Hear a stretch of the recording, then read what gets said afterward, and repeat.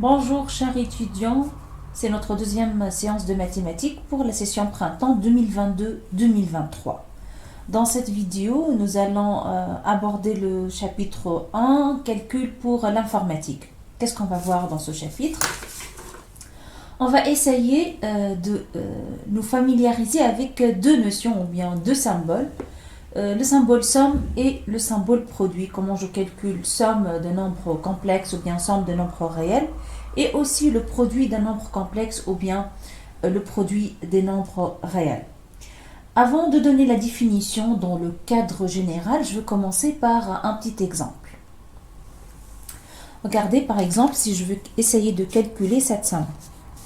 La somme de 1 plus 2 plus 3 plus 4 plus 5 plus 6 plus 7.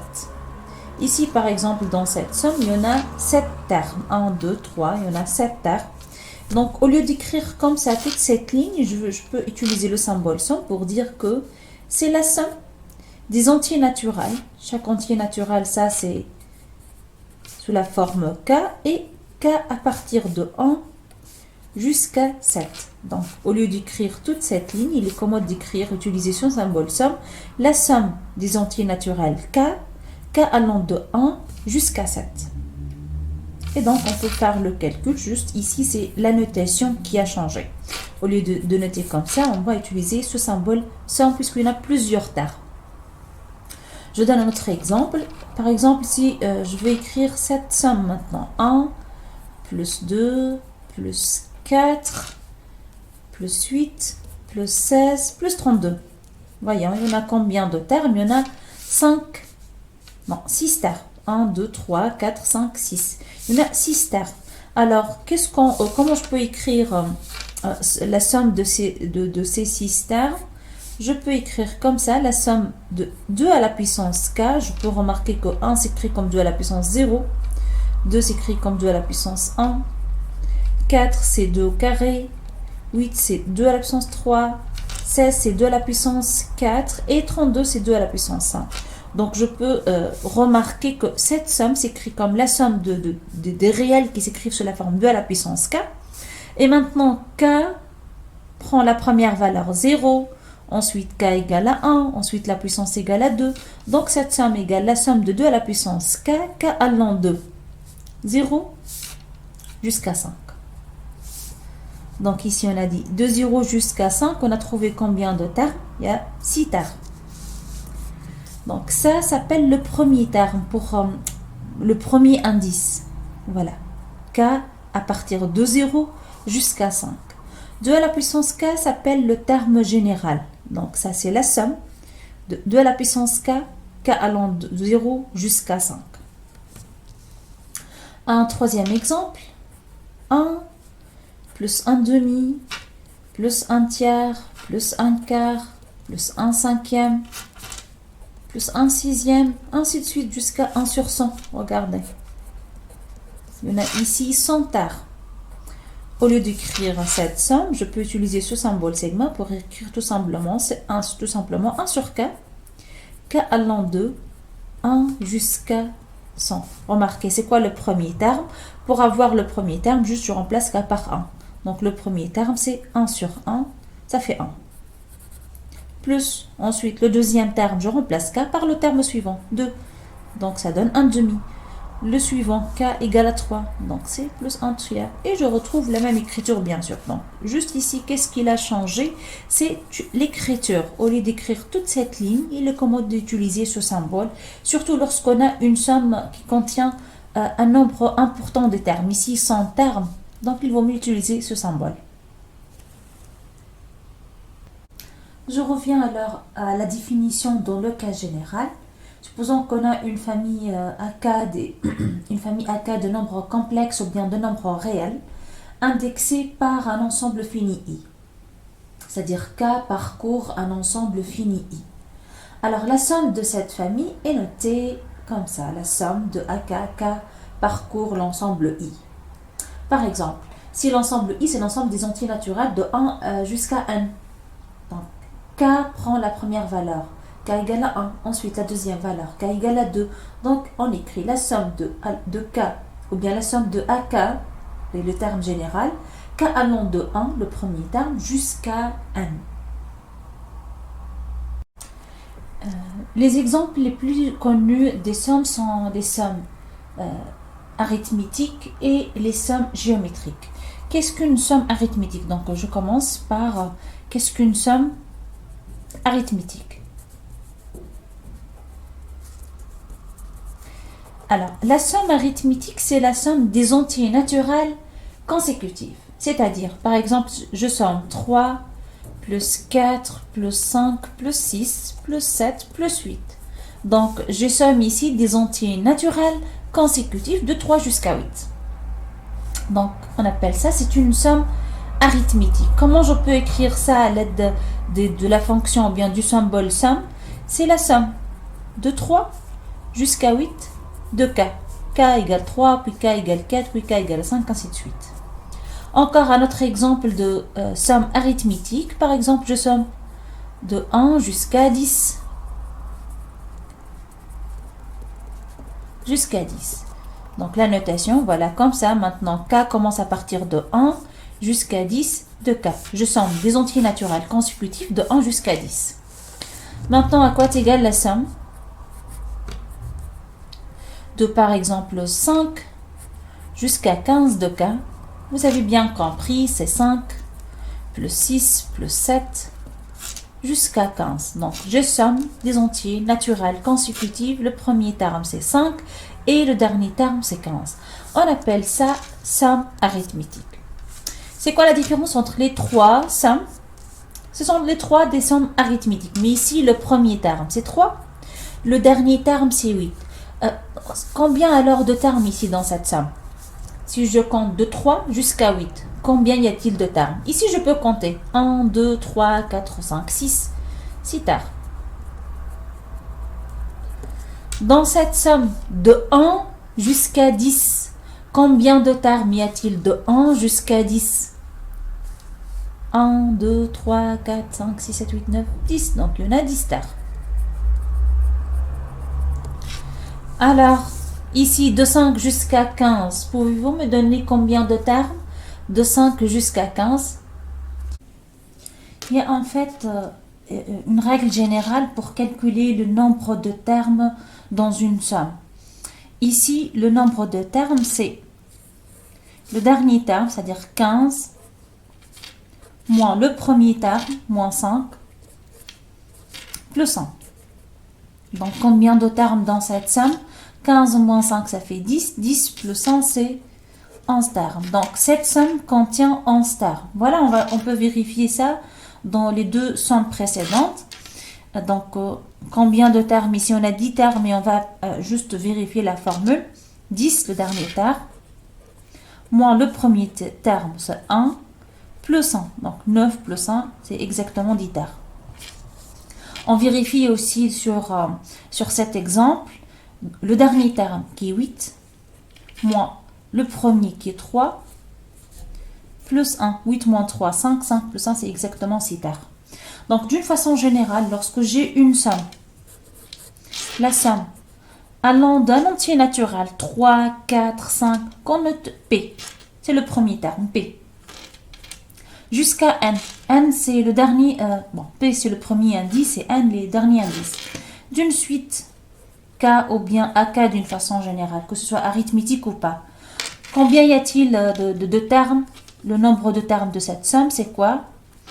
Le dernier terme, N, moins P, plus 1. Juste pour savoir combien de termes y a-t-il dans cette somme. Donc ça, c'est AP plus 1. Donc le compteur K prend la première valeur P. Ensuite, la deuxième valeur après P, c'est certainement P plus 1. Plus AP plus 2. Ainsi de suite jusqu'à A indice N. Alors, je reviens aux sommes arithmétiques. Une somme arithmétique, on a dit, c'est la somme des entiers naturels consécutifs. Donc, K va commencer à partir d'un certain rang, on va en dire à partir de P par exemple. jusqu'à n. Et on se demande à quoi est égale cette somme. K ici, c'est notre compteur. Donc, ça, c'est P plus 1. Le premier terme, c'est P. Le deuxième terme, P plus 1. Le troisième, c'est P plus 2. Et je somme comme ça un entier, plus un entier, plus un entier, jusqu'à le dernier entier qui est nécessairement n. Et je me demande à quoi est égale cette somme. Alors, je vais vous donner la formule comment calculer la somme ou bien une somme arithmétique dans le cas général. On fait quoi? Nombre de termes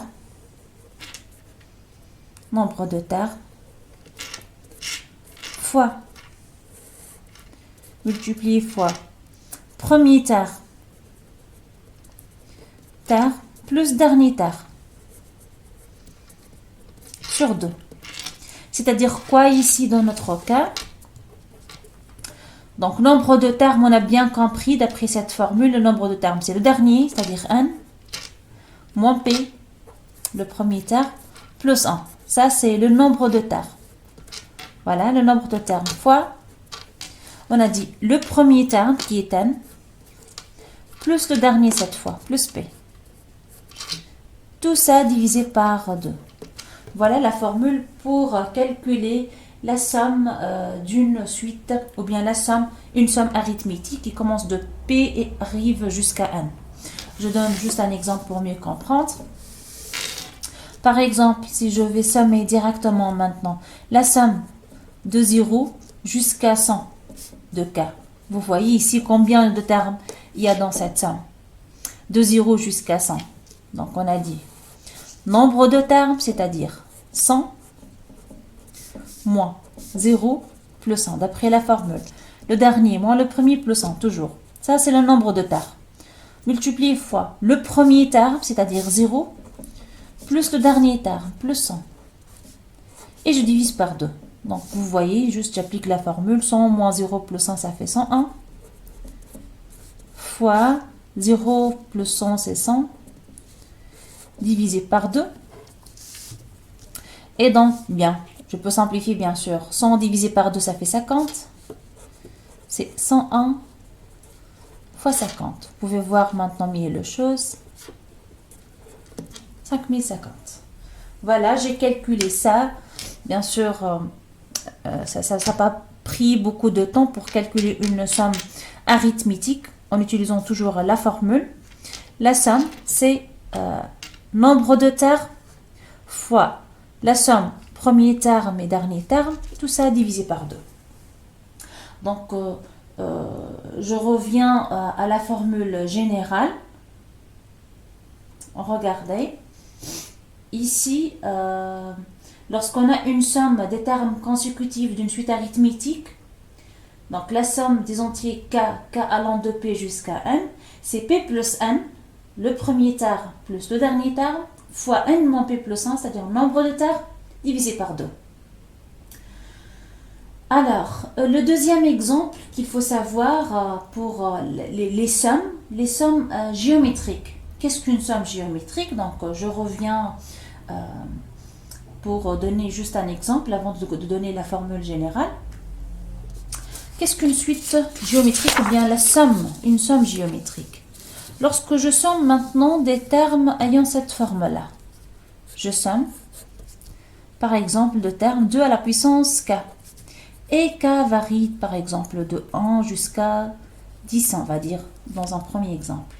Voilà, je vais calculer cette somme, la somme de 2 à la puissance k. Donc, la formule, c'est quoi? C'est le premier terme. Le premier terme, bien sûr, je remplace k par 1. 2 à la puissance 1. Fois 1 moins 2 à la puissance, ici, nombre de termes. Nombre de termes, on a bien compris la formule. Combien de termes ici dans cette somme? 10 moins 1 plus 1, ça fait 10. Divisé par 1 moins 2. Donc, voilà la somme. C'est 2. 1 moins 2 à la puissance 10. 1 moins 2, c'est moins 1, bien sûr. Et je peux écrire ça 2 fois, je multiplie par moins 1 en haut et moins 1 en bas pour avoir 2 à la puissance 10 moins 1. Voilà, vous pouvez bien sûr utiliser une calculette pour calculer ce chiffre ou la laisser telle qu'elle est. D'une façon générale, comment calculer une somme ayant cette forme-là? Q à la puissance k, un réel ici, Q ou bien nombre complexe Q à la puissance k et l'indice k parcourt de P jusqu'à N. P la première valeur prise par K et N la dernière valeur prise par K. Donc la formule dans le cas général, toujours le premier terme, c'est quoi le premier terme? Donc c'est Q à la puissance K prend la première valeur, c'est-à-dire P. Multiplier fois 1 moins toujours Q, ici ce qu'on appelle la raison. Nombre de termes c'est N moins P plus 1. Divisé par 1 moins Q. Ça, c'est la formule générale. Bien sûr, dans ce cas, il faut que la raison Q soit différente de 1. Donc, cette formule n'est vraie que lorsque Q est différent de 1. Sinon, je ne peux pas diviser par 1 moins Q. Alors, supposons maintenant que Q égale à 1. Regardez, je somme Q à la puissance K et maintenant, je veux remplacer Q par 1. Je vais traiter le cas où la raison égale à 1. 1 à la puissance K. Mais 1 à la puissance K, c'est combien? 1 à la puissance en entier naturel. C'est toujours 1. Et donc, je somme. Pour K égale à P, on a 1. Plus, pour K égale à P plus 1, le terme suivant, encore 1. K encore, prend la valeur P plus 2, la valeur suivante, encore 1. Donc, jusqu'à le dernier terme, pour K égale à N, encore 1. Alors, j'ai répété le 1 combien de fois? J'ai répété ça, le nombre de termes. Combien y a-t-il de termes? Donc, 1 plus 1 plus 1, c'est le nombre de termes, c'est-à-dire N moins P plus 1. Donc, si je résume la somme des termes sous la forme Q à la puissance K, avec Q soit un réel, soit un nombre complexe, allant de P, un entier naturel, jusqu'à N, c'est le premier terme, Q à la puissance P, 1 moins Q à la puissance nombre de termes, N moins P plus 1, divisé par 1 moins Q. Ça, bien sûr, à condition que Q soit différent de 1. Et si Q égale à 1, ça sera tout simplement le nombre de termes. Il y a combien de termes ici? On a dit N moins P plus 1. Donc voilà, je donne la formule générale. Comme vous voyez ici, la somme de termes consécutifs d'une suite géométrique, Q à la puissance K s'appelle une suite géométrique, donnée par cette formule. Vous voyez, il faut distinguer les deux cas. Si la raison Q égale à 1, différent de 1, ici la raison Q égale à 1. Voilà, juste pour un exemple, si je somme, je calcule cette somme, S 1 plus expo IX plus expo 2IX jusqu'à exponentielle INX. Donc, je vous rappelle ici, le I ici, c'est le nombre imaginaire vérifiant I au carré égale à moins 1. Donc, voilà, exponentielle IX, c'est un nombre complexe dans notre cas. Donc, S égale 1 plus expo IX plus expo 2IX jusqu'à exponentielle INX. Et je veux calculer cette somme ou bien simplifier cette expression. Comment faire? Donc, j'écris ma somme. Voilà. Notre but est de calculer la somme de 1 plus exponentielle IX plus exponentielle de IX, ainsi de suite, jusqu'à exponentielle INX. Et je peux remarquer que ça, le deuxième terme, exponentielle 2IX, je peux l'écrire expo X à la puissance 2. Le terme suivant, exponentielle 3IX, c'est exponentielle X à la puissance 3. Ainsi de suite, le dernier terme s'écrit comme exponentielle X à la puissance N. Et le 1 aussi, je peux l'écrire expo X à la puissance 0. Vous savez que un réel X ou bien nombre complexe X à la puissance 0, par convention, c'est égal à 1. Donc le 1, je peux le voir comme expo X à la puissance 0. Et donc, tout ça, je peux utiliser ce symbole pour l'écrire tout simplement. C'est expo ix, c'est notre Q dans notre cas. Voilà, ça c'est notre Q. Le tout à la puissance K. Et maintenant, K prend la valeur 0, et puis 1, et puis 2, et puis 3 jusqu'à n. Donc, K allant de 0 jusqu'à n. Et j'applique la formule. Bien sûr, ici, je suppose que x est un réel. Alors, il faut distinguer deux cas. Quand expo ix égale à 1, et quand expo ix différent de 1. Je peux te rappeler que expo x égale à 1 si seulement si. Donc, quand exponentielle i θ égale à 1, lorsque θ égale à quoi? Je te rappelle que lorsque θ, l'angle, égale un multiple de 2π. Et quand exponentielle x différent de 1, lorsque x n'est pas un multiple de 2π. Donc, je reviens à ma somme. Je dois discuter selon la valeur de x ou bien selon la valeur de expo ix. La somme allant de 0 jusqu'à n de exponentielle x à la puissance k est égale. Le premier cas, si x différent de 0 modulo 2π. Donc, je suis sûre maintenant que q différent de 1. Et donc, je peux appliquer ma formule. C'est le premier terme, expo ix à la puissance 0, c'est 1. 1 moins expo ix à la puissance nombre de termes. Alors, dites-moi, à quoi égale le nombre de termes de 0 jusqu'à n? C'est n moins 0 plus 1. Donc, ça fait n plus 1. Divisé par 1 moins expo ix. Ça, c'est la formule si x différent de 0 modulo 2π. Et si x égale 0 modulo 2π, c'est-à-dire la raison ici est égale à 1. Donc, on a dit la somme, c'est égal au nombre de termes. Nombre de termes, c'est-à-dire n moins 0 plus 1, c'est n plus 1.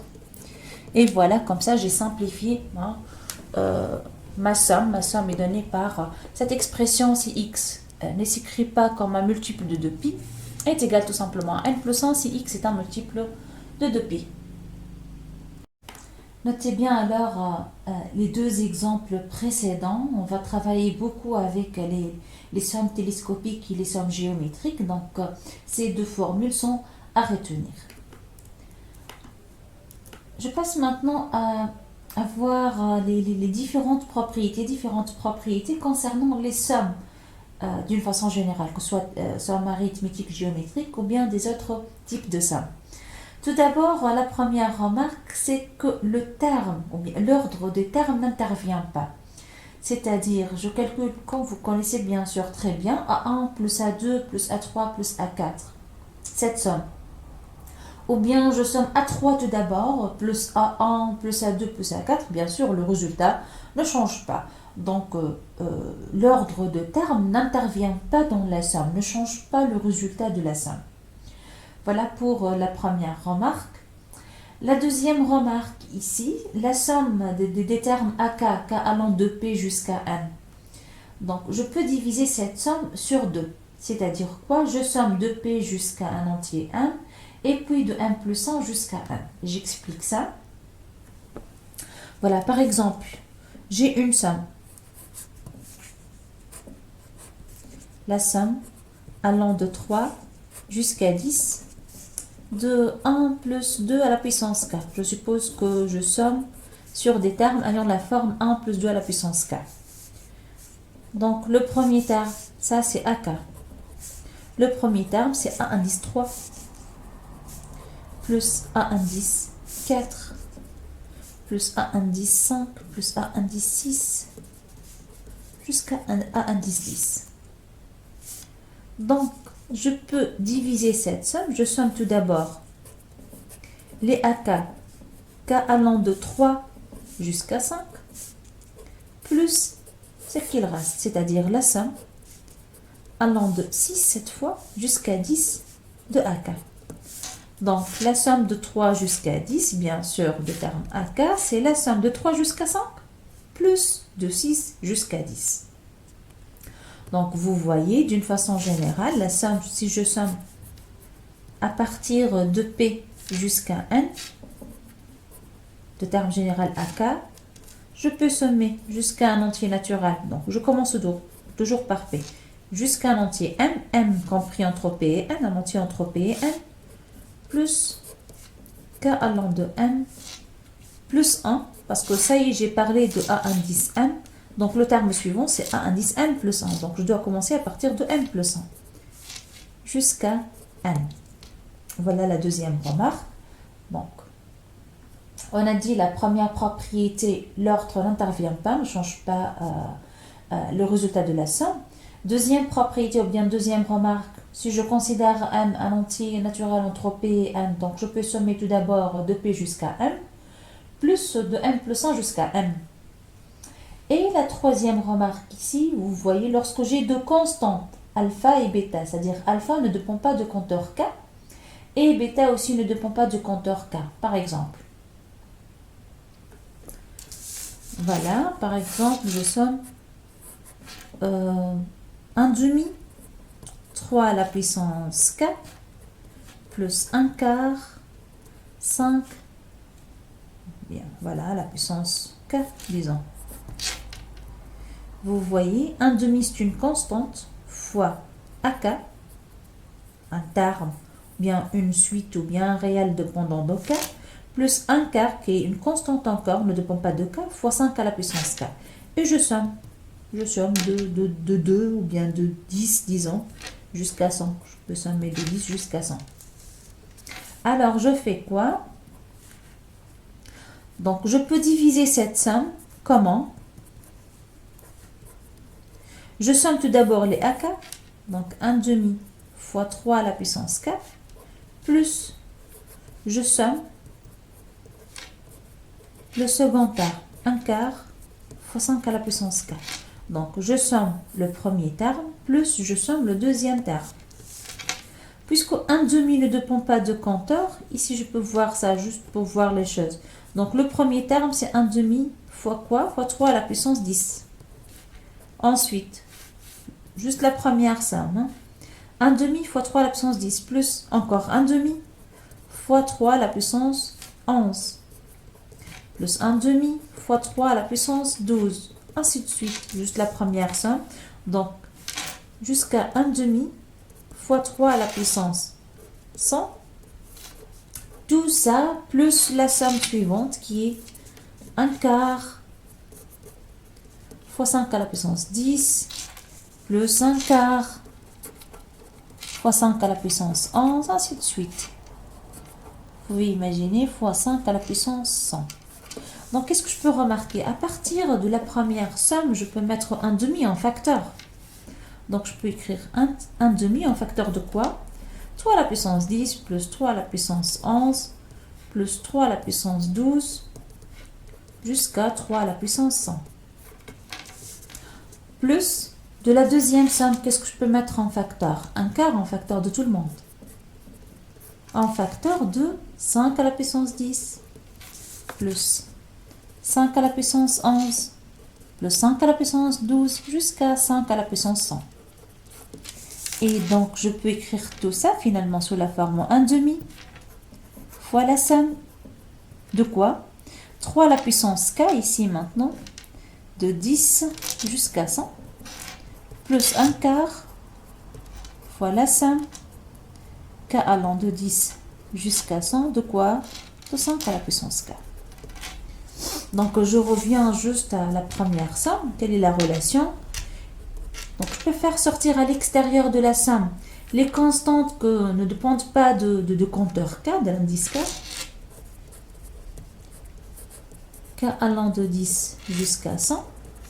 De quoi? De 3 à la puissance 4. Plus 1 quart fois 5 à la puissance K. 1 quart, c'est une constante multiplicative, ne dépend pas de la somme. Donc, c'est 1 quart fois la somme allant de 10 jusqu'à 100, de 5 à la puissance k. Donc, vous voyez, on dit que la somme est linéaire. Donc, voilà la formule dans le cas général. La somme de alpha à k, alpha ne dépend pas de l'indice k, donc c'est une constante, constante multiplicative, plus bêta fois bk. Bk dépend bien sûr de k. À chaque fois je change k, bk change. Mais bêta, c'est une constante. Alors, à quoi est égale cette somme? Je peux le diviser en deux sommes. Je peux faire sortir la constante alpha à l'extérieur de la première somme et je peux faire sortir la constante bêta à l'extérieur de la deuxième somme. Donc, c'est la troisième propriété de la somme. Par exemple, ici, S égale à 12 plus 14 plus 16 plus 18 jusqu'à 50. Comment je peux voir cette somme? C'est la somme des entiers qui s'écrit sous la forme 2 fois k. Ici, le premier terme, c'est 2 fois 6, très bien. 14, c'est 2 fois 7. 16, c'est 2 fois 8. Donc ici, le premier terme, c'est 2 fois k avec le résultat, ça a donné 12. Donc k commence à partir de 6.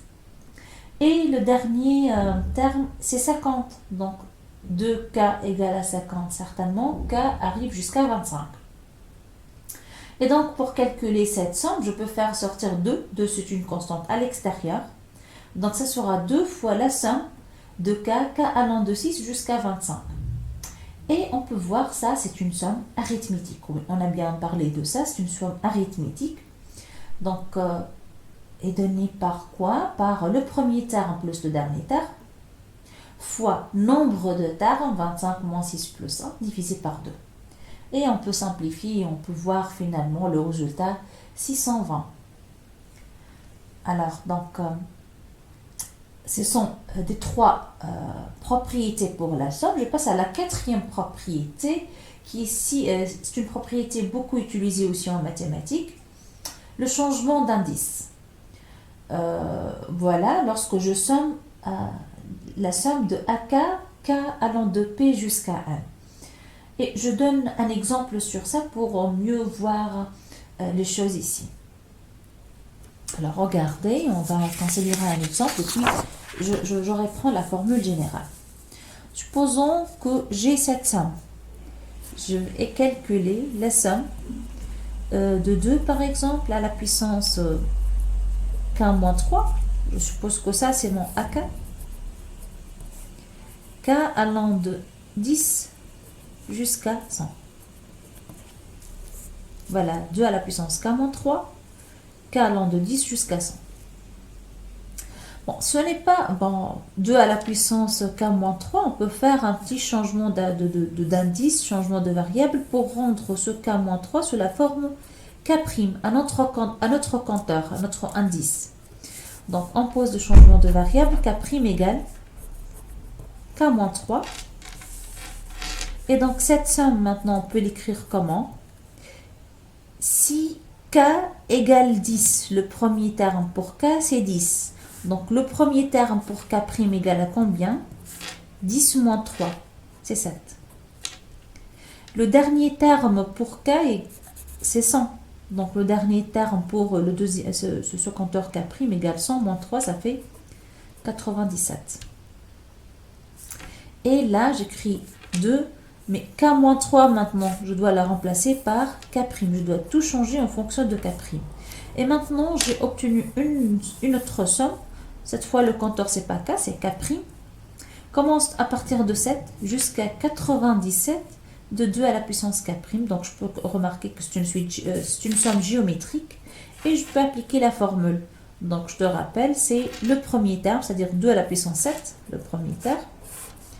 1 moins 2 à la puissance nombre de termes ici, de 7 jusqu'à 97, ça fait combien?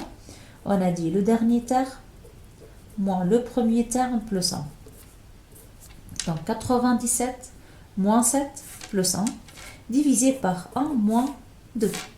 Bien sûr, je peux appliquer cette formule parce que la raison ici, c'est 2, différent de 1. Donc, je peux utiliser cette formule. Donc, ça fait 2 à la puissance 7. 1 moins 2 à la puissance combien? On a dit. Bon, non, 91.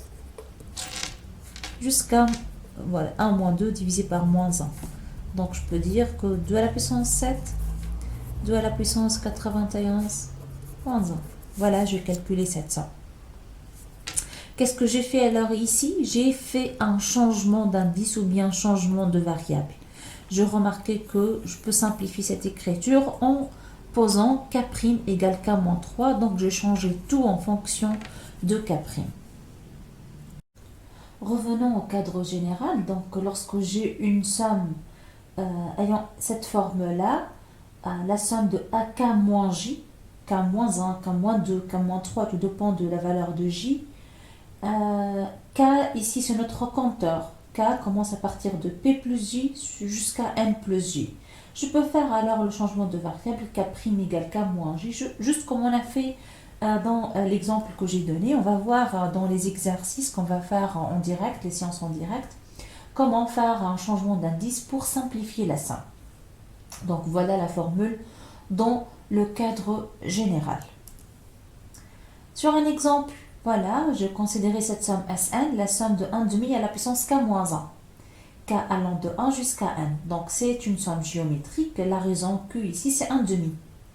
Mais ici, on a au lieu de K, on a la puissance k moins 1. Qu'est-ce qu'on va faire pour transformer ça comme une somme géométrique classique? Q à la puissance K, on pose un changement de variable. Le changement de variable adéquat, c'est K' égale K moins 1. Alors, je vais exprimer maintenant tout en fonction de K'. Alors, regardez. Si K commence à partir de 1, K' commence à partir de quoi? 1 moins 1, ça fait 0. Donc, le premier terme pour K' ou bien la première valeur pour K', c'est égal à 0.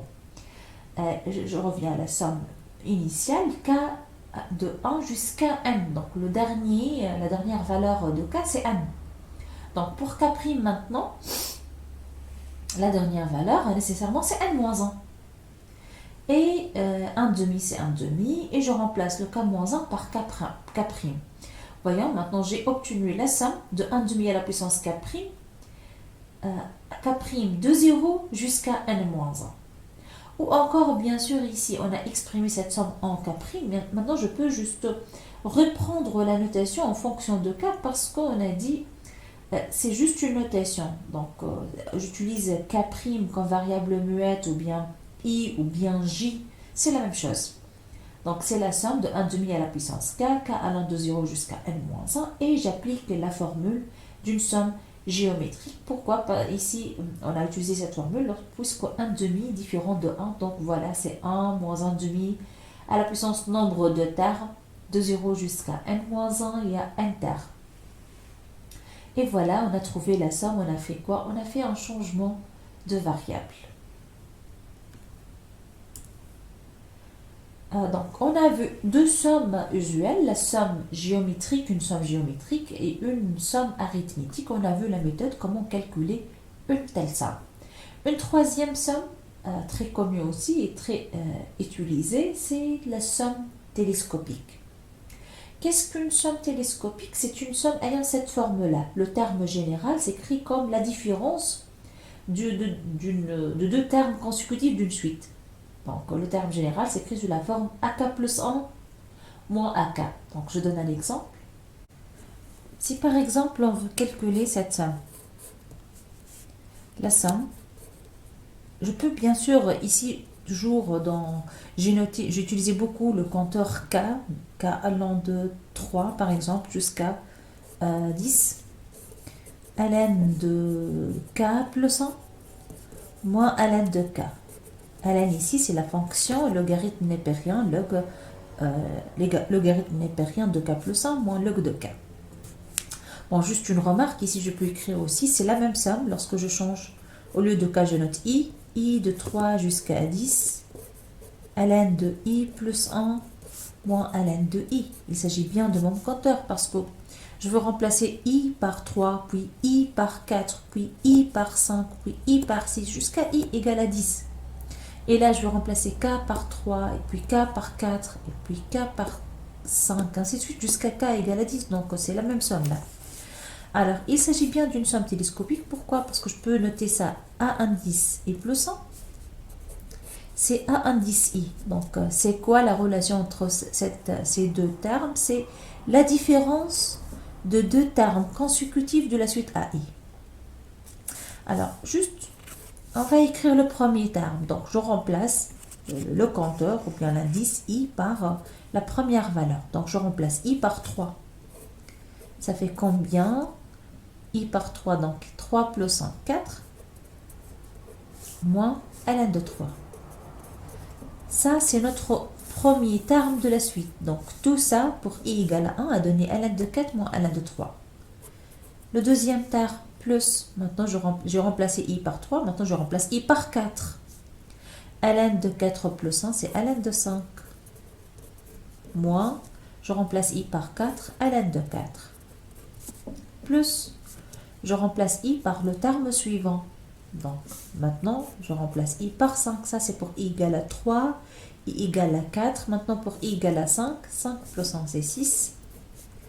Moins ln de 5. Et ainsi de suite, qu'est-ce que vous allez remarquer? ln de 7 moins ln de 6. ln de 8 moins ln de 7. ln de 9 moins ln de 8. Et je somme tout ça. ln de 10 moins ln de 9. Et j'arrive maintenant pour i égale le dernier terme. I égale à 10. ln de 10 plus 1, ça fait ln de 11 moins ln de 10. Et lorsque je somme, je remarque que les termes, par exemple ici, ln de 4 moins ln de 4 sera simplifié. Plus ln de 5 moins ln de 5, on simplifie.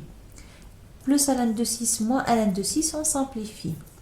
Et on va avoir plusieurs simplifications, sauf qu'est-ce qu'il a resté après tout calcul fait? Moins ln de 3 et ln de 11. Donc je peux écrire ln de 11 moins ln de 3. Donc d'une façon générale, lorsque j'ai une somme télescopique de type AI plus 1 moins AI, qu'est-ce qu'il va rester? Il reste toujours le premier indice de AI et le dernier indice de AI plus 1. Donc le premier terme et le dernier terme. Voyons, dans le cadre général, lorsqu'on a une suite télescopique, AK plus 1 moins AK, ou bien encore AK moins AK plus 1. K commence à partir de P jusqu'à N. Je suppose bien sûr que P est plus petit que N. Donc, K va prendre la valeur P et puis P plus 1, ainsi de suite jusqu'à N. Donc, après tout calcul fait, on va avoir uniquement deux termes. Le plus petit indice, bien sûr, va venir à partir de AK, donc moins A indice, le plus petit indice, c'est-à-dire P. Et le plus grand indice va venir bien sûr de AK plus 1, en remplaçant K par la plus grande valeur, c'est-à-dire N. Voilà donc une somme télescopique est simple à calculer, c'est tout simplement AN plus 1 moins AP. Alors sur un exemple numérique, comment je peux calculer cette somme? 2 à la puissance K plus 1 moins 2 à la puissance K.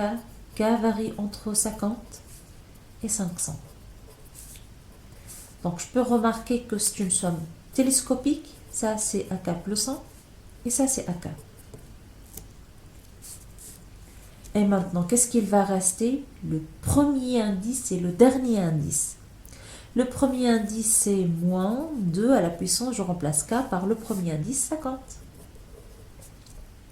Et le dernier indice, c'est-à-dire 2 à la puissance K plus 1, lorsque je remplace K par la plus grande valeur, voilà, 50 plus 100. 500 plus 100, c'est 2 à la puissance 500. 1 moins 2 à la puissance 50. Voilà la somme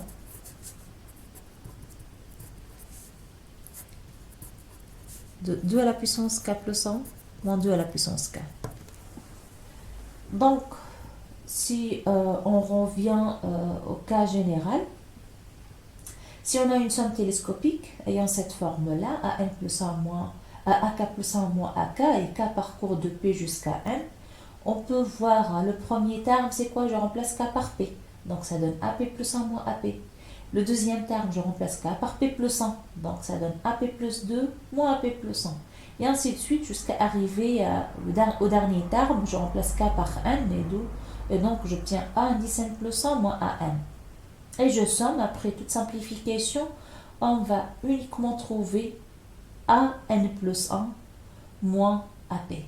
Le premier et le dernier terme. Voilà pour les sommes. Donc, ce qu'il faut garder dans la tête, c'est les propriétés d'une somme et les trois types des sommes. Somme géométrique, comment calculer une somme géométrique, une somme télescopique et une somme arithmétique.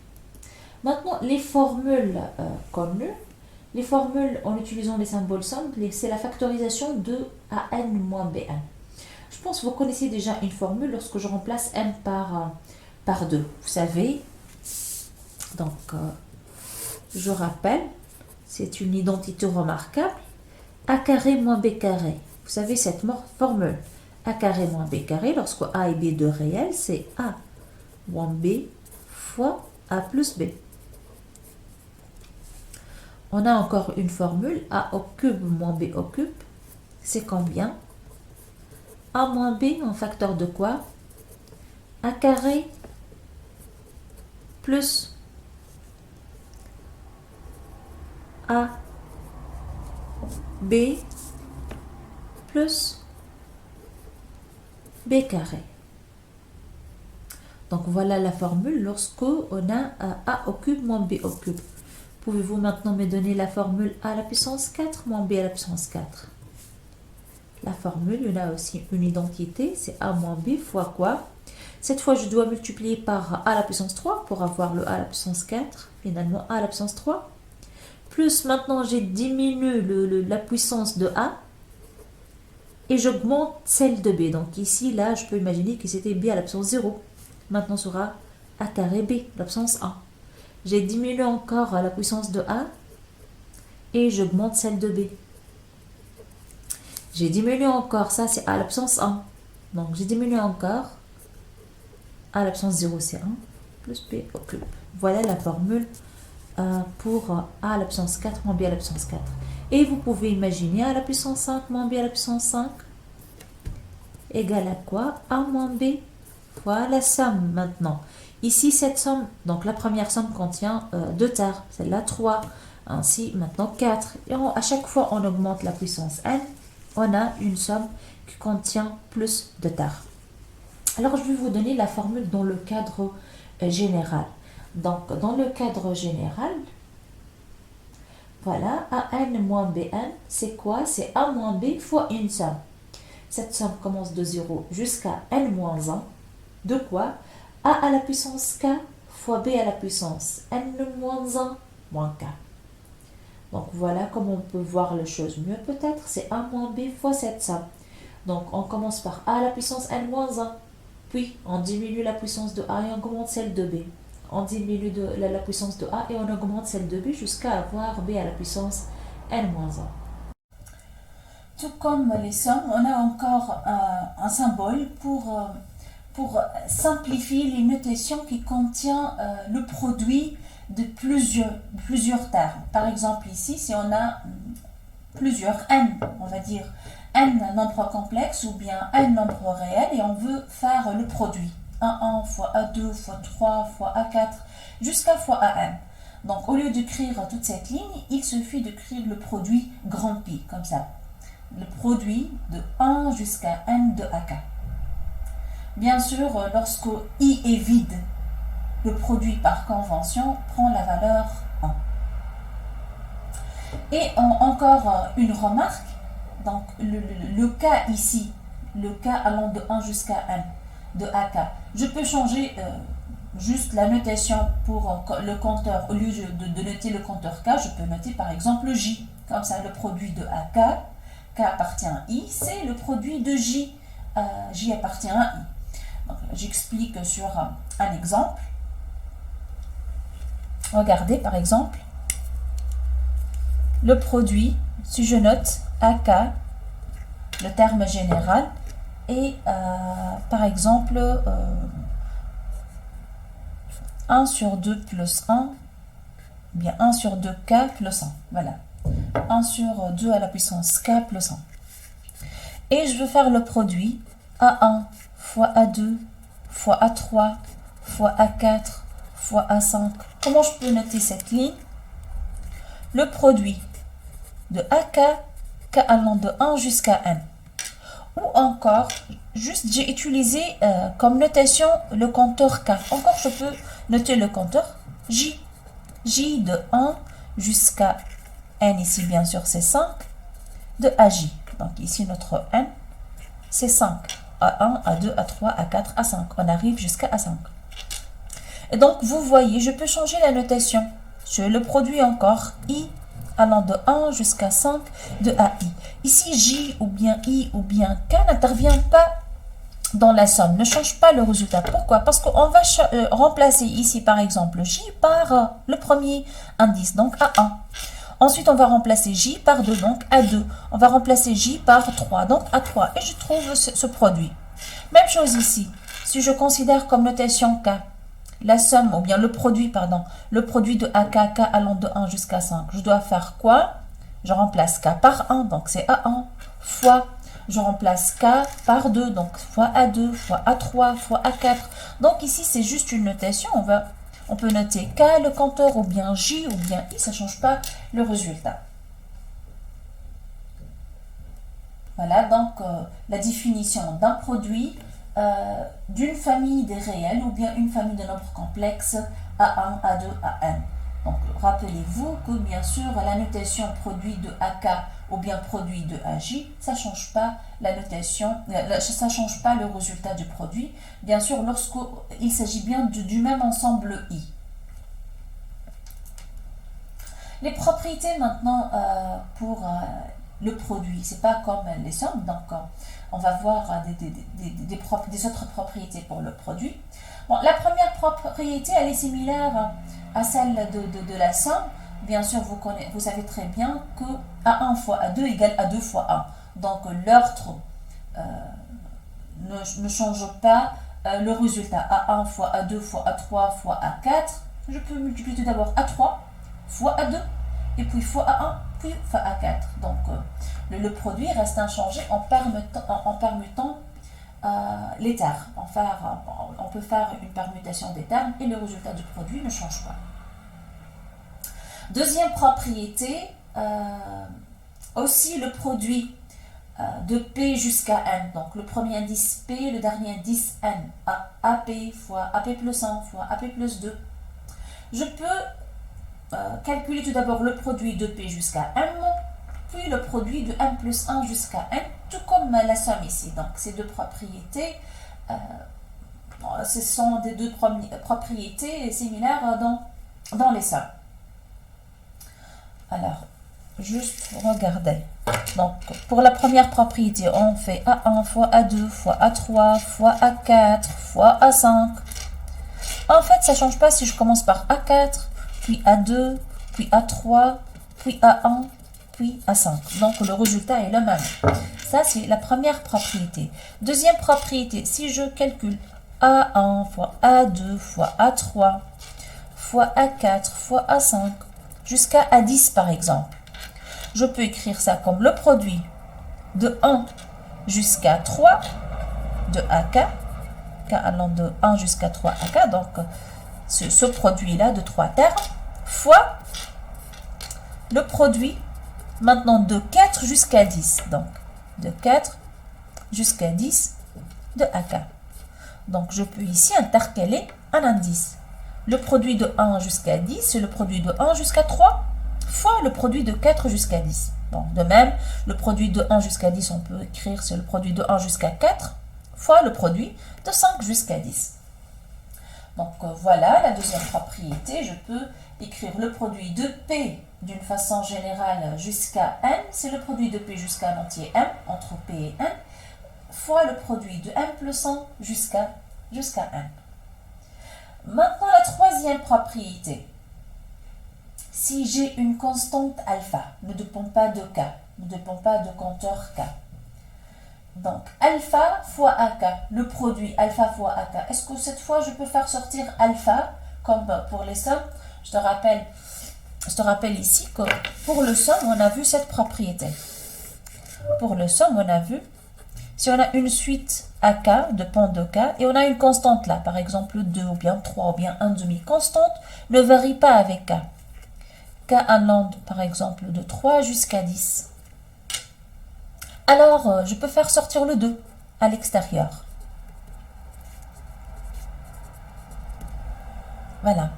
Pour le produit maintenant, imaginez que j'ai au lieu d'une somme, j'ai un produit. 2 fois AK. Je ne somme pas, mais je calcule le produit. Est-ce que je peux faire sortir le 2 à l'extérieur, tout simplement? Voyons qu'est-ce que j'ai. Je peux écrire ça 2 fois A3. Le premier terme, c'est pour K égale à 3. 2 fois A3 fois, ça c'est le premier terme. Le deuxième terme, je remplace K par 4, pardon. 2 fois A4 fois. Le troisième terme, je remplace K maintenant par 5. 2 fois A5. Ensuite, 2 fois A6. Ensuite, le dernier terme, c'est 2 fois A indice 10. Donc, j'ai obtenu 2 fois A3, fois 2 fois A4, fois 2 fois A5, fois 2 fois A6, ainsi de suite. Donc, je peux remarquer qu'il y a combien de 2 ici que se répète? 2 fois 2 fois 2 fois 2 fois 2. Pour savoir, il suffit de déterminer combien de termes dans ce produit. Combien de termes? On a bien la formule. Le dernier moins le premier plus 1. Donc 10 moins 3, 7, plus 1. C'est 8.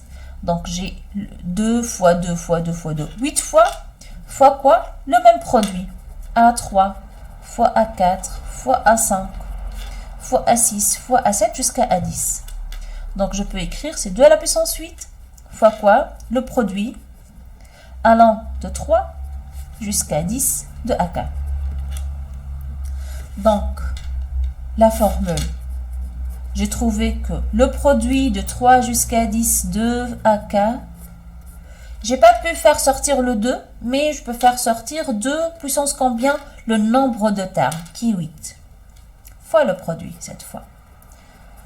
Donc, dans le cas général, si on a un produit de une constante alpha fois AK, alpha ne dépend pas du compteur, K allant de P, un premier indice, jusqu'à N, égale à combien? Je peux faire sortir alpha, mais il faut faire attention, cette fois alpha à la puissance nombre de termes, qui est N moins P plus 1 fois le produit.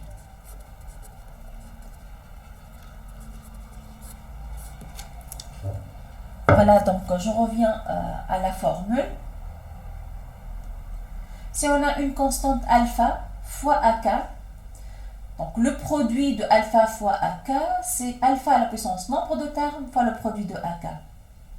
Maintenant, si j'ai le produit de AK BK, le produit d'une constante fois une suite AK fois une suite BK. Bien sûr, on peut faire sortir la constante alpha à l'extérieur, mais puissance nombre de termes, fois le produit de AK fois le produit de BK. Donc, voyons la formule dans le cadre général. Sur un exemple, par exemple, si je calcule le produit de 2 fois K plus 1, K allant de 1 jusqu'à 3. Donc, 2 ici, c'est une constante, ne dépend pas du compteur. Donc, je peux faire sortir 2, mais à la puissance combien? Le nombre de termes. Combien y a-t-il de termes dans ce produit de 1 jusqu'à 3? Il y a 3 termes. Donc, 2 à la puissance 3 fois le produit de K plus 1. Donc, pour K égale à 1, ça donne K plus 1, ça fait 2. Pour K égale à 2, K plus 1 donne 3. Et pour K égale à 3, K plus 1 donne 4. Donc, vous voyez, voilà le produit demandé. Est-ce qu'on peut faire un changement d'indice aussi pour le produit? Oui. C'est le même principe pour faire le changement d'indice pour un produit. Juste, j'explique ça sur un exemple tout d'abord et puis je vous donne la formule générale. Alors, sur un exemple, imaginez que, par exemple, je calcule le produit de K-3. K commence de 10 jusqu'à 100. Alors, je fais quoi? Je peux ici remplacer, je pose le changement, au lieu de compteur K, je considère le compteur K' égale K-3. Donc, je vais maintenant exprimer tout en fonction de K'. Si le premier indice, c'est 10 pour K, alors K' commence à partir de quoi? 10 moins 3, c'est 7. Alors ici, K prend la valeur 10, puis 11, puis 12, jusqu'à 100. Donc K arrive jusqu'à 100. Et donc si on veut exprimer tout en fonction de K' arrive jusqu'à quoi? 100 moins 3, c'est 97. Et au lieu de K moins 3, j'écris K'. Donc c'est la somme. C'est le produit, pardon. Grand Pi, produit de K' de 7 jusqu'à 97. Vous voyez, donc c'est quoi? C'est 7 fois 8 fois 9 fois 10 fois jusqu'à 97. Est-ce que c'est le même résultat ici? Oui. Ici, maintenant, K va commencer à partir de 10. 10 moins 3, c'est 7. Ensuite, K prend la valeur 11. 11 moins 3, c'est 8. Ensuite, pour 12, K égale à 12 moins 3, 9. Bien sûr, on va trouver le même produit, le même résultat. Et le dernier terme pour K égale à 100. 100 moins 3, c'est 97. Vous voyez, bien sûr, on peut faire un changement d'indice ou bien changement de variable sans que le produit change. Juste pour la notation va changer. Mais le résultat est le même. Donc, même pour le produit, on peut faire un changement d'indice. Par exemple, si on a le produit comme ça, qui commence de P plus J, P est un entier naturel, J est un entier naturel, jusqu'à N plus J. Et le terme général, c'est A indice K moins J. Donc, le changement d'indice naturel, c'est qu'on pose K' égale K moins J. Donc, on pose K' égale K moins J. Ensuite, qu'est-ce qu'il faut faire attention? Si K commence à partir de P plus J, et on a posé K' égale K moins J, donc le nouveau produit, le nouveau compteur K' commence à partir de P jusqu'à N. Donc, comme je vous ai démontré dans l'exemple, juste tu dois faire attention, si K commence à partir d'un entier naturel, le nouveau compteur K' commence à partir de quoi? Tout dépend du changement d'indice que tu as posé. Donc revenons à l'exemple de produit de 2 K plus 1, K allant de 1 jusqu'à 3. On pourra faire le changement de variable K' égale K plus 1. Donc au lieu de K plus 1, je note K' tout simplement. Et donc le nouveau compteur K' commence à partir de quoi? K égale à 1. Comme vous voyez, K commence de 1. Et K' égale K plus 1. Donc le nouveau compteur doit commencer à partir de 2. Voilà, maintenant K' égale à 2. Jusqu'à quoi? On peut voir que K arrive jusqu'à 3. Alors K' qui est donné par K plus 1 arrive jusqu'à 4. Et au lieu de 2 fois K plus 1, j'écris 2 fois K'. Donc j'ai exprimé tout en fonction de nouveaux compteurs K' ou bien du nouveau indice K'. Et maintenant, bien sûr, j'ai obtenu un nouveau produit. Le compteur c'est K'.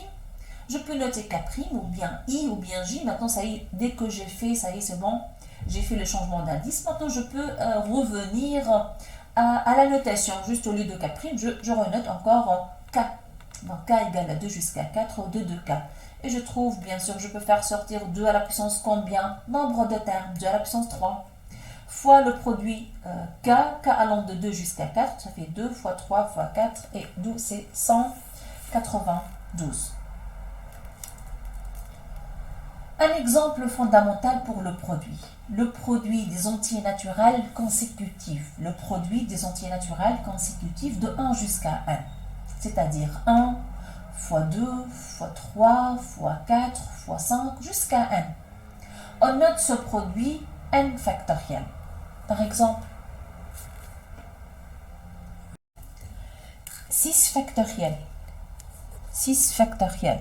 C'est quoi par définition? C'est le produit, on a dit, de K, des entiers naturels, K allant de 1 jusqu'à 6. C'est-à-dire encore, pour K égale à 1, c'est 1. Fois 2, fois 3, fois 4, fois 5, fois 6. Donc, voyons, 6 factoriel, c'est tout ce produit-là. 4 factoriel, encore sur le produit des entiers naturels de 1 jusqu'à 4. Donc, 1 fois 2 fois 3 fois 4. 3 factoriel, c'est 1 fois 2 fois 3. 2 factoriel, c'est 1 fois 2. 1 factoriel, c'est le produit de 1 jusqu'à 1. Donc, c'est 1. Et par convention, 0 factoriel est égal à 1. On a dit le produit que ne contient aucun terme aucun terme car par convention est égal à 1. Et par exemple, si je vous donne le produit suivant, le produit de quoi? Maintenant, bon, je vais changer quand même la notation. Maintenant, je note J. J l'indice. J commence de 4 jusqu'à 10. J. C'est-à-dire quoi? Je remplace J par le premier terme, c'est 4 fois J par l'entier natural suivant, donc c'est 5, 6, 7, 8, 9 et 10. Est-ce que je peux dire que c'est 10 factoriel? Le produit, c'est 10 factoriel? Non. Parce que 10 factoriel, c'est le produit de 1 jusqu'à 10. Ici, c'est le produit de 4 jusqu'à 10. Mais regardez qu'est-ce qu'on peut faire pour exprimer ce produit à l'aide des factoriels. Je peux multiplier et diviser par 1 fois 2 fois 3 et diviser par la même quantité. 1 fois 2 fois 3 fois le même produit. Donc, bien sûr, on a multiplié et divisé par le même réel. Donc, le résultat ne change pas. Fois 4, fois 5, fois 6, jusqu'à 10. Maintenant, comment je peux écrire ça? C'est le produit de 1, 2, 3, 4, jusqu'à 10, divisé par le produit de 1 jusqu'à 3. Le numérateur, le produit des entiers naturels de 1 jusqu'à 10, on a dit, c'est quoi? C'est 10 factoriel. Divisé par le dénominateur, maintenant, le produit de 1 jusqu'à 3, c'est 3 factoriel. Donc, ce produit de 4 jusqu'à 10 de J, je peux dire que c'est 10 factoriel divisé par 3 factoriel. Un deuxième exemple pour le produit. Le produit allant de 0 jusqu'à n de exponentielle k. Donc, le premier terme, c'est exponentielle 0 fois exponentielle 1 fois exponentielle 2 fois expo 3 fois expo 4 jusqu'à le dernier terme pour k égale à 1, exponentielle n. Et vous savez la formule de l'exponentielle. Exponentielle 0 fois exponentielle 1, c'est exponentielle 0 plus 1. Donc, vous savez la formule. La formule pour la fonction exponentielle, c'est que expo a fois expo b égale à combien? Expo a plus b. On a cette formule, on a vu déjà cette formule sur la fonction exponentielle. Et donc, exponentielle de 0 plus exponentielle, produit exponentielle 1 fois exponentielle 2 fois exponentielle 3 jusqu'à exponentielle n. Donc, expo 0 fois expo 1, c'est la somme. Donc, 0 plus 1, plus 2, plus 3, plus 4, jusqu'à plus n. Donc, comment écrire ça à l'aide des fonctions, des symboles produit et somme? Le produit k allant de 0 jusqu'à n exponentielle k, c'est exponentielle de quoi? On a vu, c'est exponentielle de la somme. Exponentielle de la somme k allant de 0 jusqu'à n de k. Mais ça, c'est une somme comment? On a vu cette somme, c'est une somme arithmétique. La somme des entiers naturels de 0 à n. Je sais la formule. C'est quoi la formule? Nombre de termes fois le premier plus le dernier terme, le tout divisé par 2. Donc, j'écris nombre de termes n moins 0 plus 1, c'est n plus 1, fois le premier plus le dernier terme, 0 plus n, c'est n, divisé par 2. Voyons donc tout ce produit, j'ai pu calculer tout ce produit, le produit exponentiel k allant de 0 jusqu'à n, c'est exponentielle n fois n plus 1 sur 2. Voilà, donc l'exponentielle de produit sera, le produit de l'exponentielle sera l'exponentielle de la somme. Et comme c'est une suite de somme arithmétique, je peux calculer à quoi est égale exactement la somme. On a vu les sommes télescopiques. Il y en a aussi les produits télescopiques. Donc, je vous rappelle, une somme télescopique, c'est quoi? Et puis, on voit qu'est-ce qu'un produit télescopique. Alors, regardez. Je te rappelle, c'est quoi une somme télescopique? On a parlé d'une somme télescopique.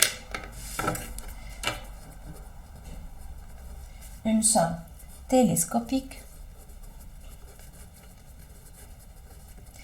a cette forme-là. La somme de AK, par exemple, moins AK plus 1.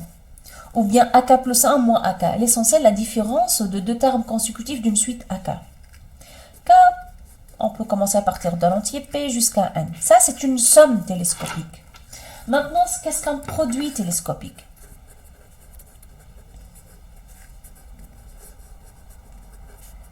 Qu'est-ce qu'un produit télescopique? Un produit télescopique, donc certainement c'est un produit tout d'abord. Je suppose que je commence aussi de P jusqu'à N. Mais cette fois, ce n'est pas la différence, mais deux rapports AK sur AK plus 1 ou bien AK plus 1 sur AK. L'essentiel, le rapport de deux termes consécutifs de la même suite. Donc, juste sur un exemple, par exemple, le produit K allant de 3 jusqu'à 5 de K plus 1 sur K. Voilà le rapport de K plus 1 sur K. Je peux voir que ça, je peux noter par AK plus 1. Et ceci par AK. Et donc, c'est un produit télescopique. C'est quoi la particularité de produits télescopiques? Regardez. C'est quoi la particularité de somme télescopique? Une somme télescopique, je rappelle qu'il ne reste que le premier et le dernier terme. Le premier terme va venir à partir de AK et le dernier terme va venir à partir de AK plus 1. Donc le premier terme, je remplace K par le premier indice, donc ça fait AP. Et le dernier terme, je veux remplacer K par le dernier terme, donc moins AN plus 1. Ça, c'est pour les sommes. Est-ce qu'on a le même résultat pour le produit? Vérifions ensemble. Donc, le produit de K de 3 jusqu'à 5 de quoi? K plus 1 sur K. J'écris le premier terme, c'est quoi? Pour K égale à 3, c'est 4 tiers. Le terme suivant, je remplace K par 4. 4 plus 1, 5 sur 4. Le terme suivant, je remplace K par 5. Et donc 5 plus 1, c'est 6, divisé par 5. Et du coup, je peux voir des simplifications. 4 sur 4, 5 sur 5, et d'où c'est 6 tiers. Encore, il n'a resté que le premier terme et le dernier terme. Et donc, bien sûr, j'ai obtenu ce rapport-là. Donc, lorsqu'on a un produit de type K allant de P jusqu'à N, AK plus 1 sur AK, c'est un produit télescopique, on dit bien, c'est un produit télescopique. Et qu'est-ce qu'il va rester après tout calcul fait? Le premier et le dernier indice, ou bien le premier et le dernier terme. Le premier terme va venir à partir de AK. Donc ici, je remplace K par le premier indice. Et le dernier terme va venir à partir de AK plus 1. Et je remplace K par N. Et donc, voilà le résultat pour un produit télescopique. Voilà la formule. Vous voyez, ça s'appelle un produit télescopique. Et dans un produit télescopique, on peut remarquer qu'il y a des simplifications et il ne reste que le dernier terme et le premier terme. Voilà le rapport AN plus 1 sur AP. Voilà, on a terminé le cours pour les sommes et les produits. Donc on a vu les symboles, le symbole somme, le symbole produit, comment calculer une somme ou bien un produit, les différentes propriétés pour chaque notion, que ce soit la somme ou bien le produit. Je passe maintenant à définir les coefficients binomiaux. Donc, c'est quoi un coefficient binomial? C'est un réel, c'est un entier naturel plutôt, défini pour n et k, deux entiers naturels n et k, positifs. Alors, le coefficient binomial, c'est la combinaison de données par ce chiffre-là, cet entier naturel. N factoriel divisé par k factoriel fois n moins k factoriel. Donc, je rappelle que n factoriel, c'est quoi? C'est le produit des entiers naturels de 1 jusqu'à n. Donc, n factoriel, c'est 1 fois 2 fois 3 fois n moins 2 fois n moins 1 fois n. Donc, le produit de tous les entiers naturels de 1 jusqu'à n. Et on peut écrire, bien sûr, n fois le n moins 1 terme qui reste, c'est-à-dire n fois n moins 1 factoriel. Et par convention, 0 factoriel, c'est 1. Alors, je donne des exemples de coefficients binomiaux. Par exemple, à quoi est égal C3 1. Il faut faire attention ici, il faut que K ici, ou bien la puissance ici, l'entier naturel situé là, soit plus petit que celui-là. Donc, c'est 1, 3, la combinaison de 1 parmi 3. Par définition, c'est 3 factoriels divisé par 1 factoriel fois la différence entre les deux, 3 moins 1 factoriel. Donc, je te rappelle que 3 factoriel, c'est 3 fois 2 fois 1. Le produit des entiers naturels de 1 jusqu'à 3. 1 factoriel, c'est 1 tout simplement. 3 moins 1, c'est 2. Et 2 factoriel, c'est 2 fois 1. Donc, je simplifie. C'est 3. Je donne un autre exemple. Donc, la combinaison de 2 parmi 5, par exemple. C'est 2, 5. Égale à combien? 5 factoriel divisé par 2 factoriel fois la différence, 5 moins 2. Égale à combien alors? 5 fois 4 fois 3 fois 2 fois 1 divisé par 2 factoriel 2 fois 1. 5 moins 2, c'est 3. Et 3 factoriel, c'est 3 fois 2 fois 1. Et je simplifie. 5 fois 4, c'est 20. 20 divisé par 2, ça fait 10. Donc voilà la définition du coefficient binomial CNK d'une façon générale. C'est quoi? N factoriel divisé par K factoriel, N moins K factoriel. Et par convention, c'est N0, c'est quoi? N factoriel divisé par 0 factoriel. La différence N moins 0, encore N factoriel. 0 factoriel, c'est 1. On a dit par convention, 0 factoriel est égal à 1. Donc, je trouve N factoriel divisé par N factoriel qui est égal à 1. Voilà, donc la définition de la combinaison de K parmi N est donnée par cette expression. Les propriétés maintenant des coefficients binomiaux. Ici, on va considérer, si on a dit toujours une combinaison CNK, on considère toujours K, ici, la puissance, inférieure à N, inférieure égal à N. Si K strictement supérieur à N, alors CNK par convention est égal à 0. Cn0, on va calculer Cn0 à quoi égal et Cn1 dans le cas général à quoi égal. Regardez, Cn0, on va calculer ça. Cn0. Ah, déjà, on a calculé ça. Cn0, c'est égal à n factoriel. 0 factoriel, on a dit c'est 1. Donc, Cn0 égal à 1. Et Cn1. Cn1, c'est n factoriel divisé par 1 factoriel fois la différence n moins 1 factoriel. Bon, 1 factoriel, c'est 1. Maintenant, n factoriel, on a dit c'est le produit de 1 jusqu'à n moins 1. N fois n jusqu'à n fois n moins 1 fois n moins 2 fois 3 fois 2 fois 1. Donc, tout le produit de tous les entiers naturels de 1 jusqu'à n. Divisé par, tout ça divisé par 1 factoriel, c'est 1. Ici, c'est n moins 1 factoriel. N moins 1 factoriel, c'est le produit de 1 jusqu'à n moins 1. Alors, que pensez-vous? Je peux remarquer que c'est le même produit ici. Je peux simplifier en bas et en haut pour avoir finalement n. Donc, Cn0, c'est toujours égal à 1. Et Cn1, toujours égal à n. Maintenant, calculer lorsque le cas où on a Cnn, k égale n. Cnn à quoi égal? On va vérifier que c'est égal à 1. Alors, Cnn égale à combien? N factoriel divisé par ce n là maintenant. N factoriel fois la différence qui est 0 factoriel. Alors, je trouve n factoriel sur n factoriel fois 1 par convention 0 égale à 1. Et ceci aussi est égal à 1. Donc voilà pour des valeurs particulières des coefficients binomiaux. Maintenant, Cnk égale Cnn moins k. Autrement dit, par exemple, C 10, 3 égale C 10, 7. La différence entre 10 et 3, c'est 7. Donc C 10, 3 égale C 17. Ou encore, C16, 4 égale C16. Et au lieu de 4, j'écris la différence entre 16 et 4. Ça fait 12. Donc, on a le même réel.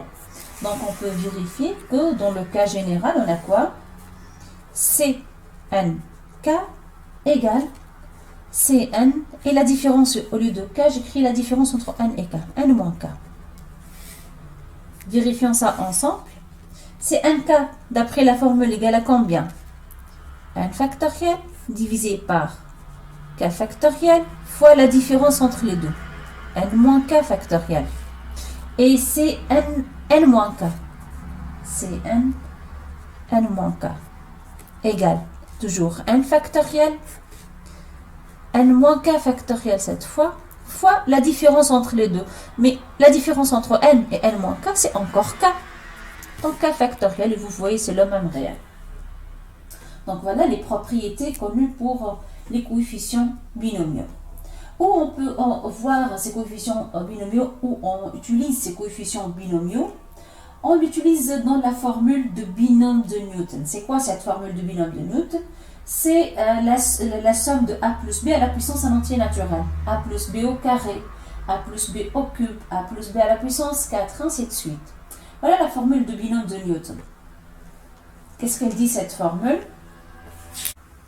Si on a deux nombres complexes ou bien deux réels, A et B, et on veut calculer A plus B à la puissance un entier naturel, que ce soit A plus B à la puissance 2, ou bien A plus B à la puissance 3, ou bien A plus B à la puissance 4, ou bien A plus B à la puissance 5, on peut appliquer la formule de binôme de Newton.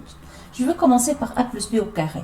En principe, vous savez la formule, A plus B au carré, c'est A au carré, plus 2AB, plus B au carré.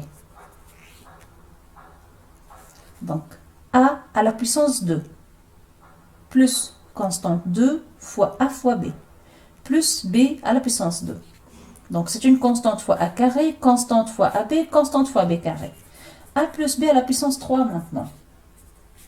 Vous savez la formule? A à la puissance 3, plus 3A au carré B, plus 3AB carré, plus B à la puissance 3.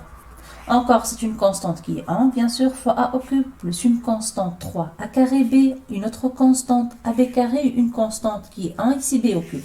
Donc, toujours, on peut commencer par A à la puissance 3. On diminue la puissance de A, 2, et puis on augmente la puissance de B. On diminue la puissance de A et on augmente la puissance de B jusqu'à avoir 0, A à la puissance 0 fois B à la puissance 3. Mais ici, on a des constantes. 1, 3, 3, 1. Ici, 1, 2, 1. A plus B à la puissance 4. Est-ce que vous pouvez me donner A plus B à la puissance 4? Ici, on a remarqué que les constantes qui sont là, ce 1 là, c'est not autre que le coefficient binomial C2, 0. Ces deux là, c'est C2, 1. Et le 1 qui est là, c'est C2, 2. Même chose ici. Le 1 qui est là, c'est C3, 0. La combinaison de 0 parmi 3. Ça, c'est C3, 1. Ceci, c'est C3, 2. Et celui-là, c'est 3, 3. Donc, on peut imaginer, c'est quoi alors A plus B à la puissance 4. Donc, C4, 0. A à la puissance 4. B à la puissance 0. Plus, je diminue la puissance de A, j'augmente celle de B. A à la puissance 3. B à la puissance 1 fois C4, 1. Plus, maintenant c'est 4, 2. J'ai diminué la puissance de A. A au carré, j'augmente la puissance de B. B au carré. Ensuite, si vous avez bien compris, c'est 4, 3. A, B à la puissance 3. Ensuite, C, 4, 4, B au cube. Et maintenant, on a la somme. Donc, la somme, c'est combien? C'est 4, 0. Il suffit de calculer. Ça, c'est 1. Ça, c'est 4. Vous avez la formule C4, 2. Vous pouvez utiliser le factoriel, ainsi de suite. Donc, on a remarqué que A plus B à la puissance N est donné par cette somme. La somme de quoi? Le terme général, c'est C, N, K ici qui varie. K égale 0, là, K égale à 1, K égale à 2, K égale 3, K égale à 4. Donc, K allant de 0 jusqu'à N. CNK Et là, b à la puissance k, b à la puissance 0, b à la puissance 1, b à la puissance 2, b à la puissance 3, b à la puissance 4. Donc à chaque fois, j'augmente la puissance de b. Et a à la puissance n-k. Voilà la formule de binôme de Newton. Donc voilà, je reviens dans le cas général. On a deux réels ou bien deux nombres complexes a plus b à la puissance n sont donnés par cette somme-là, la somme de 0 jusqu'à n, tout dépend de la puissance n, c'est nk, a à la puissance n-k fois b à la puissance k. Comment trouver les coefficients binomiaux sans utiliser le factoriel, hein? Comment on peut calculer par exemple C5,3? Est-ce que vous pouvez calculer C5,3? On a ici une méthode, c'est bien un triangle appelé triangle de Pascal qui nous permet de calculer tous les coefficients binomiaux. Voilà la méthode de coefficient du triangle de Pascal. Ici, qu'est-ce qu'on doit faire pour trouver les coefficients binomiaux? Regardez qu'est-ce qu'on peut faire. On peut ici calculer, on commence par, pour n égale à 0, on écrit tout simplement 1. Pour n égale à 1, on écrit ici 1, 1. Et maintenant pour n égale à 2, j'écris toujours, je commence par 1, je fais la somme 1 plus 1, 2, et je termine par 1. Pour n égale à 3, j'écris 1, je calcule la somme 3, la somme 3, et je termine par 1. Pour n égale à 4, j'écris 1, je somme 4, 6, 4, et je termine par 1. Pour n égale à 5, je commence par 1. 1 plus 4, 5, 10, 10, 5, et je termine par 1. Ça représente quoi ici? Le calcul, c'est simple, juste je commence par 1 et je calcule la somme de deux termes consécutifs, de 1 et 5 ici. 6, 5 et 10, 15, 10 et 10, 20, 10 et 15, 10 et 5, 15 et 5 plus 1, 6, et je termine par 1. Ici, juste pour trouver les coefficients binomiaux dans la formule, par exemple ici, dans la dernière ligne, c'est n égale à 6.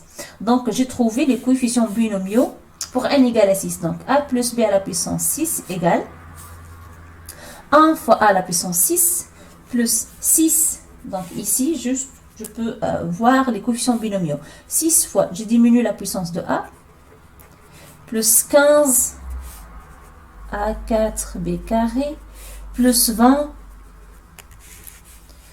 a à la puissance 3, b à la puissance 2, plus 15 encore, a à la puissance 2, b à la puissance 3, plus 6, a à la puissance 1, b à la puissance 4, et le dernier, c'est b à la puissance 5.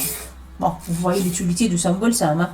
Au lieu d'écrire toute cette ligne, donc on écrit tout simplement, c'est nk, a à la puissance n-k, b à la puissance k, k allant de 0 jusqu'à 6. Et pour laisser nk, je peux ici, pour avoir Cn0, c'est 1.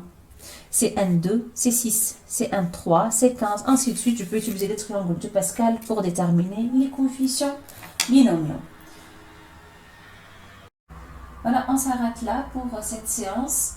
Je vous rappelle qu'on a vu le symbole somme, le symbole produit, et la formule de binôme de Newton. Et dans cette formule de binôme de Newton, on utilise les coefficients binomiaux.